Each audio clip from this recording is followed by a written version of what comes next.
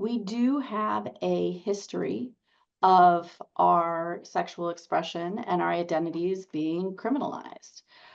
Before Lawrence v. Texas, sodomy was against the law for everyone in a number of states. Notably, the people who were arrested and convicted of sodomy were queer people. And these convictions for consensual same-sex engagement led to registration as sex offenders. We also experienced that if a parent came out as queer, they could be denied custody of their children because, as one court said, quote, "conduct inherent in lesbianism is punishable as a felony," end quote. Trans people were charged with criminal impersonation for consensual sex and even fraud on the court.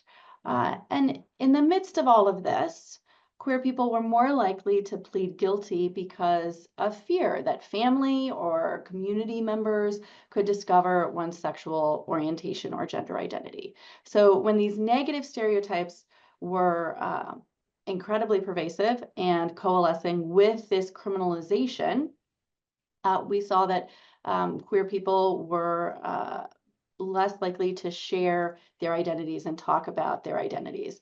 And during the height of the AIDS epidemic, queer people in particular did not feel safe being open about their identities. But as we see in this photo, members of ACT UP in particular realized that we weren't going to get support, we weren't going to get funding for finding a cure for AIDS if we didn't speak up and speak out. That's why we have trainings like the training we are doing today and what we need to do today in our current moment.